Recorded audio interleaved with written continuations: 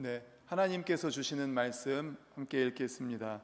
요나 1장 11절에서 16절까지입니다. 구약 1287페이지에 있습니다. 요나 1장 11절에서 16절까지 구약 1287페이지.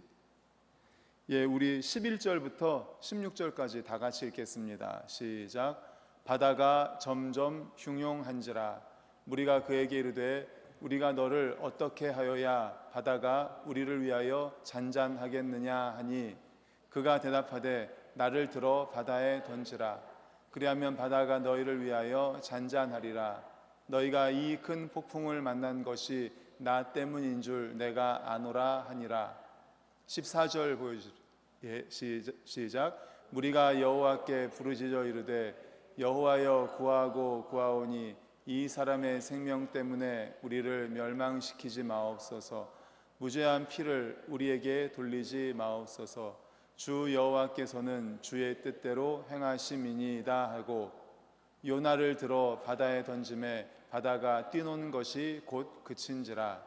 그 사람들이 여호와를 크게 두려워하여 여호와께 제물을 드리고 서원을 하였더라. 아멘. 우리 함께 예배드린 우리 성도님들과 인사하겠습니다. 사랑하고 축복합니다.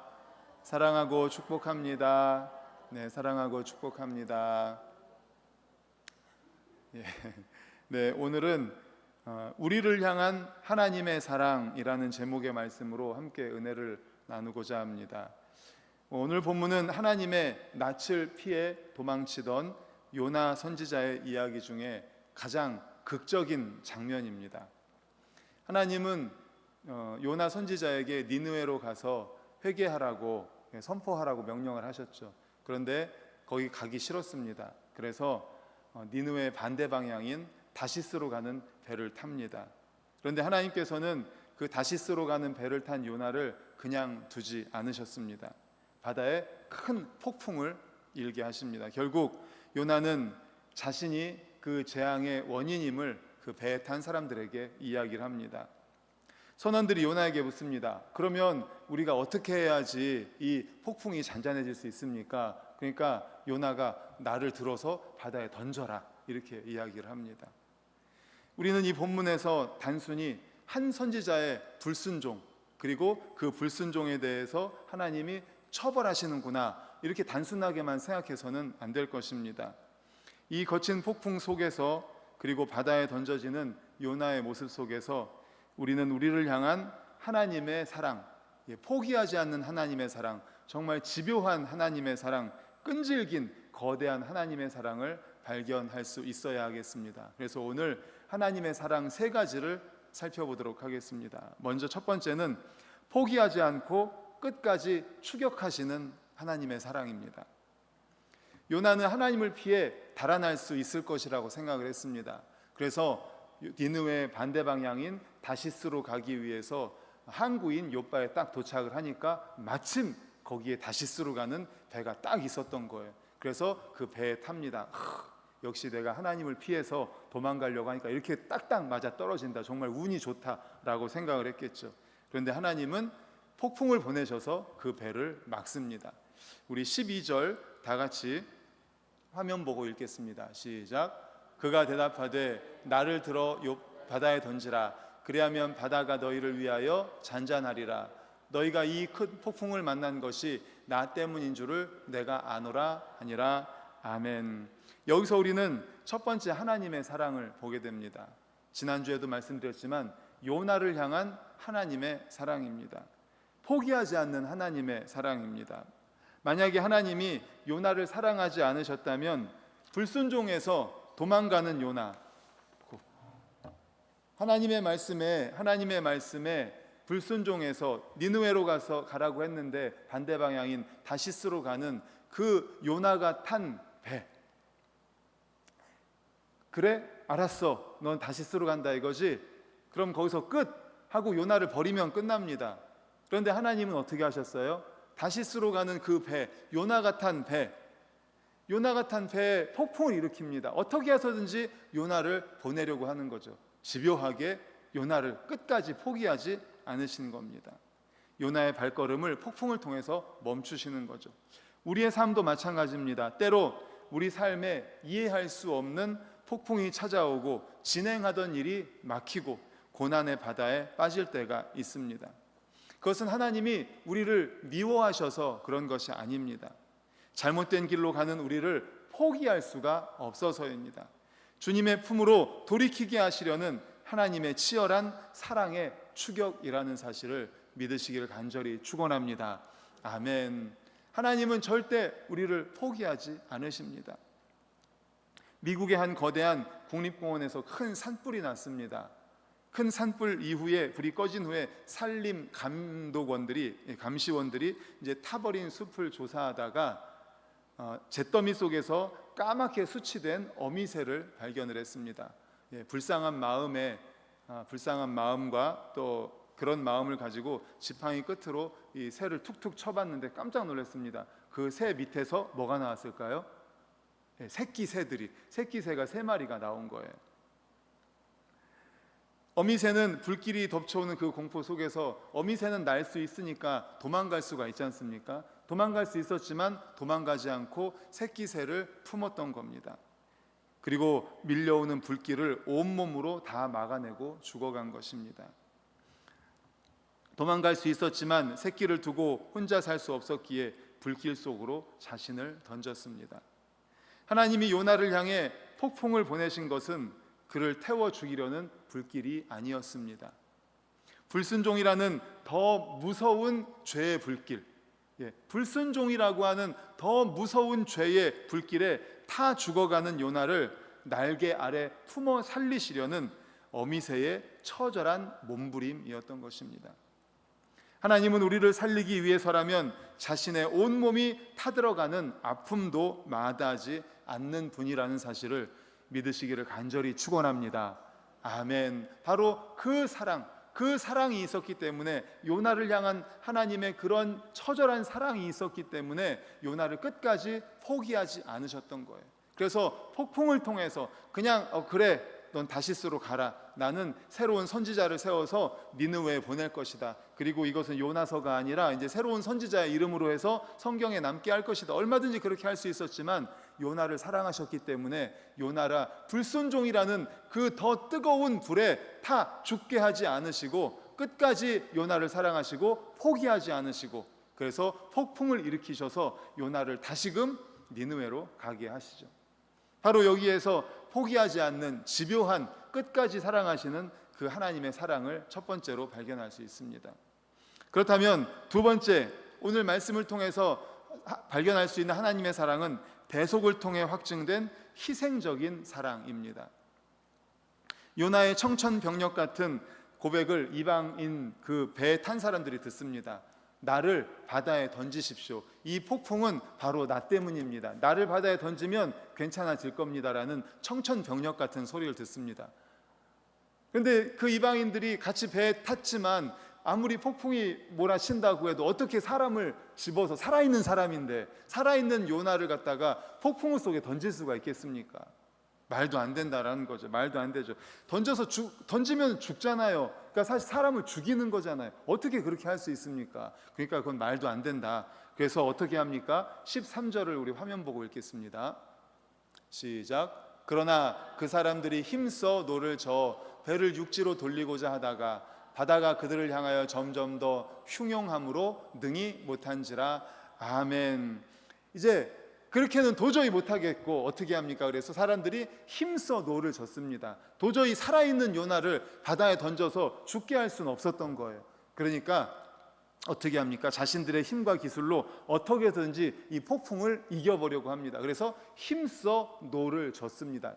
폭풍 가운데 힘써 노를 젓는다는 것이, 우리가 사실 그런 상황이 되어보지 않았기 때문에 잘 모르겠지만, 이 원어의 뜻에 의하면 힘써 노를 젓다라는 원어의 뜻에 의하면 벽을 뚫다, 파내다, 그러니까 노를 힘써 젓는다는 뜻이 벽을 뚫는 그런 고통, 파내는 그런 어마어마한 힘이 들어간다는 거예요. 그러니까 배가 부서질지라도, 내 어깨가 으스러진다 할지라도 이 폭풍에서 살아야 되겠다라는 그런 의지를 가지고서 사투를 벌인 거죠. 하지만 인간의 노력은 철저히 무력했습니다. 인간이 고집을 부리면 부릴수록 폭풍은 더 크게 뛰었습니다. 흉용했습니다. 말씀을 다시 한번 보여주십시오. 힘써 노를 저어 배를 육지로 돌리고자 하다가 바다가 그들을 향하여 점점 더 어떻게 했어요? 흉용했어요. 그들이 저으면 저을수록 폭풍이 더 일었던 겁니다. 폭풍이 더 일었던 거예요.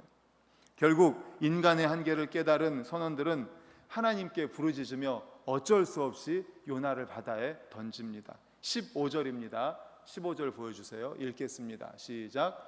요나를 들어 바다에 던짐에 바다가 뛰노는 것이 곧 그친지라. 아멘. 이 장면을 가만히 한번 묵상해 보십시오. 요나가 바다라는 거대한 죽음의 구렁텅이에 던져지자마자 방금 전까지 배를 삼킬 듯 어마어마한 파도, 바람에 의해서 파도가 치던 것이 갑자기 촥 잔잔해지는 거예요. 혹시 이런 애니메이션 혹시 보신 적 있으세요?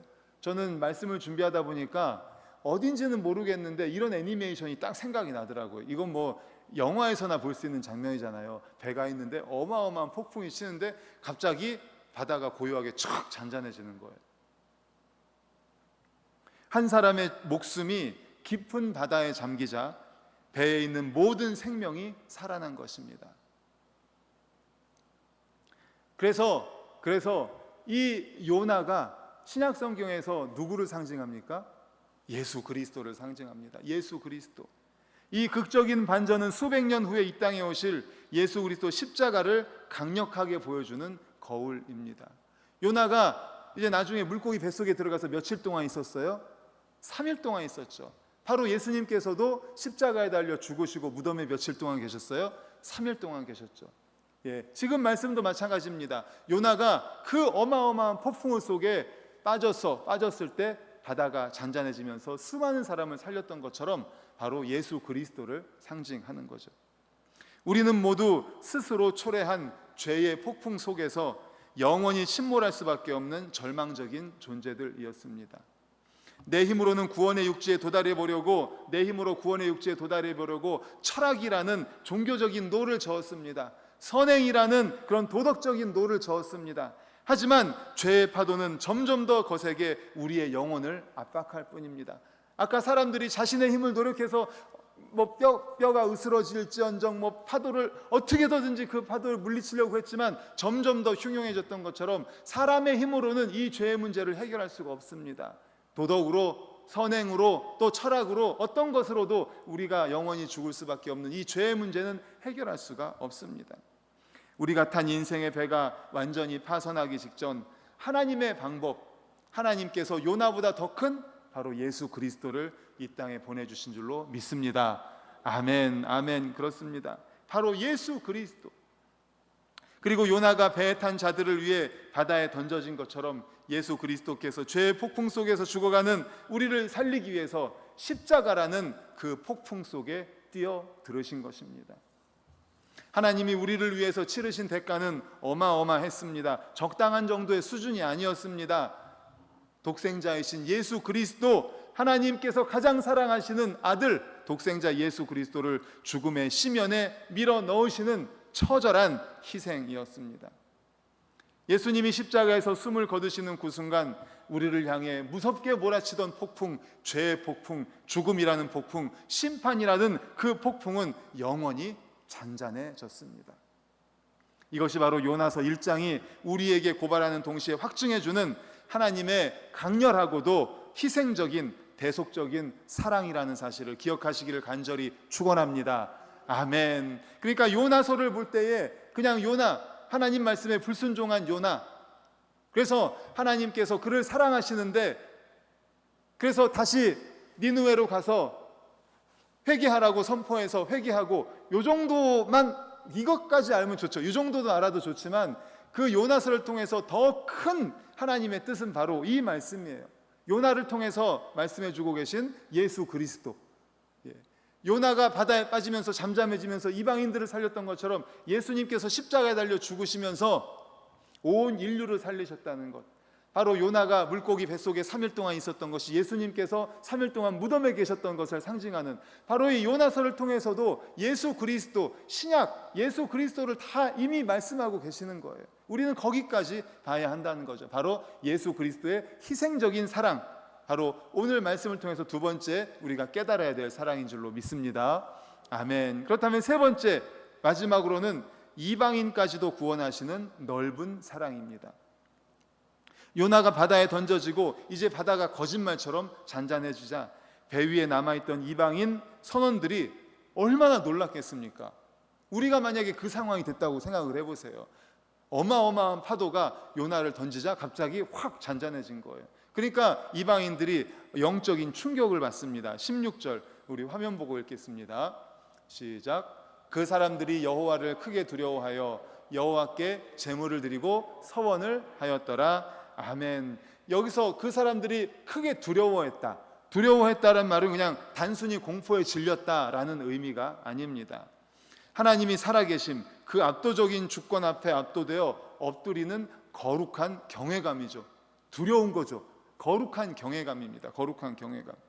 방금 전까지만 해도 그들은 오늘 읽진 않았지만 1절에서 거대한 폭풍을 만났을 때 이들이 자기들의 신에게 간절히 빌었습니다. 자기들의 신에게 간절히 빌었는데도 안 되니까 이제 배 밑에서 자고 있는 요나를 그때 깨웠던 거거든요. 그렇게 자기들의 신에게 울부짖던 사람들이에요. 그런데 이제는 어떻게 됐습니까? 온 우주와 바다를 주관하시는 하나님, 창조주 하나님이 누구신지를 단단히 목격을 한 거죠. 확실하게 목격을 한 거죠. 그 결과 배 위에서 어떻게 했습니까? 여호와께 뭘 드렸어요? 제물을 드렸습니다. 제물을 드렸다는 것은 예배했다는 거예요. 그 자리에서 하나님께 예배드린 거예요. 그리고 서원을 했다는 건 뭐예요?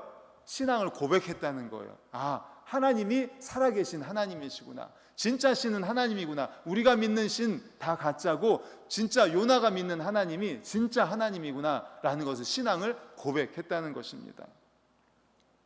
요나의 지독한 불순종과 도망. 그런데 이 상황이 어떤 상황이에요? 요나의 지독한 불순종, 그리고 도망, 그리고 거친 폭풍이라는 이 최악의 상황, 최악의 조건 속에서도 하나님은 이방인 선원들을 구원하시는 감격적인 역사를 이루신 것입니다. 여기에 하나님의 사랑이 가진 위대한 특징이 있습니다. 하나님의 사랑은 결코 편협하지 않습니다. 이스라엘 민족만, 선민이라고 생각하는 이스라엘 민족만 사랑하셔서 구원하신 것이 아닙니다. 이기적인 울타리, 나만 축복받으면 된다는 그런 이기적인 울타리에 빠져 있지도 않습니다. 하나님의 시선은 요나가 그토록 혐오하는 그 니느웨 사람들, 아수르 사람들에게도 하나님의 시선이 가 있습니다. 그리고 바다 위에 방황하던 이 이방인들에게도 하나님의 시선이 가 있습니다. 하나님은 선지자의 불순종마저도 이용하셔서 죄인들을 구원하시는 도구를 삼으실 만큼 한 영혼 구원을 위해서 이렇게 애쓰신다는 사실을 기억하시기를 축원합니다. 아멘. 그렇습니다. 이 상황, 요나의 불순종, 그리고 폭풍이 일고 그런 상황 가운데에서도 그것을 이용하셔서 이방인들로 하여금 하나님을 믿게 하시고 하나님께 예배를 드리게 하고 하나님께 신앙 고백을 하게 하신 것입니다. 이 하나님의 사랑, 넓은 사랑, 편협하지 않은 사랑, 어마어마한 사랑, 우리가 아까 찬양했지만 하늘을 두루마리 삼고 바다를 먹물 삼아서, 하늘을 두루마리 삼아가지고 쫙 펼쳐놓고 바다를 먹물 삼아서 거기 하나님의 사랑을 다 기록해도 기록할 수 없을 만큼 어마어마하게 큰 사랑이 하나님의 사랑이라는 사실 믿으시기를 축원합니다. 아멘, 아멘. 오늘날 우리도 마찬가지 아닙니까? 우리가 이 자리에 있는 것, 우리도 사실은 이방인이잖아요. 우리도 이방인인데 오늘날 우리가 이 자리에 앉아서 하나님을 아버지라고 부르면서 예배드릴 수 있는 것도 바로 우리 역시 과거에는 하나님을 알지 못하였지만 영적으로 갈 길을 못해 방황했지만 하나님의 사랑으로 말미암아 누군가를 통해서 이 자리에 오게 되지 않았습니까? 시대를 뚫고 국경을 넘어 한계 없이 흘러오는 하나님의 그 사랑 덕분에 우리가 구원의 방주에 올라타게 된 것 아니겠습니까? 하나님의 사랑은 결코 차별이 없고 지금도 온 세상을 향해 흘러가고 있습니다. 사랑하는 성도 여러분, 이 사랑을 우리가 받았으니 우리도 흘려보낼 수 있기를 간절히 축원합니다. 하나님의 사랑은 차별이 없습니다. 우리도 차별이 없어야 되고 한계가 없어야 됩니다. 한계가 없어야 됩니다. 평소에 교회를 열심히 다니는 권사님이 계셨습니다. 그런데 마음이 좁고 편견이 심했던 권사님이 계셨어요. 그런데 그 마을에 깡패가 있었습니다. 깡패, 쌍칼이에요, 이름이. 깡패 이름이 쌍칼. 예, 쌍칼이라고 많이 나오죠. 예, 이 깡패를 너무너무 미워했습니다. 싫어했습니다. 저 인간은 지옥 아랫목 당첨이야. 예, 지옥에서도 아랫목이라는 거예요. 지옥 아랫목. 절대 저 인간은 구원 못 받을 거야 라고 그 쌍칼, 그 깡패에 대해서 그렇게 항상 생각을 했어요. 어느 날 꿈을 꿨습니다. 꿈을 꿨는데 천국에 도착한 거예요. 너무너무 화려하고 아름다운 천국에서 할렐루야 하면서 막 찬양하면서 걸어가고 있었어요. 그런데 앞에 보니까 낯익은 실루엣이 보이는 거예요. 누굴까요? 쌍칼 형님이 거기 있었던 거예요. 쌍칼 깡패가 저기 있었던 거예요. 천사와 호호하면서 막 이렇게 이야기하면서 걸어가고 있는 걸 보고 예수님한테 휙 달려가서 이 권사님이 얘기하는 거예요. 아니 예수님, 도대체 어떻게 된 겁니까? 저 쌍칼이 왜 여기 있습니까? 저 인간이 어떤 인간인지 이제 아시지 않습니까? 동네 사람들 피눈물 나게 하던 조폭인데 어떻게 저런 인간이 이 천국에 와 있습니까? 천국 심사 조건이 너무 허술한 거 아닙니까? 예, 그랬더니 이 예수님이 한숨을 쉬면서 이 권사님 고개를 툭툭 치면서 씁쓸한 미소를 지면서 이렇게 속삭였습니다. 얘야, 화내지 마라.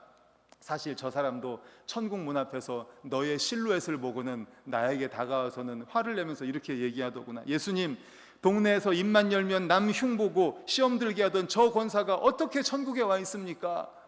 라고 이야기하더구나. 이 부분은 안 웃으시네요. 예, 웃기지만 뼈가 있는 이야기 아닙니까? 예, 요나의 마음이 바로 이 권사님의 마음이었던 거예요. 요나의 생각에는 아수르, 저 니느웨 사람들, 저 인간들이 어떻게 구원을 받을 수 있습니까? 말도 안 됩니다. 그래서 거기에 가서는 내가 회개하라고 말 못하겠습니다. 배에 같이 탔던 이방인들, 어떻게 이 사람들이 구원을 받을 수가 있습니까? 구원은 우리만 받을 수 있습니다. 선민이라고 생각하는 우리만 받을 수 있습니다.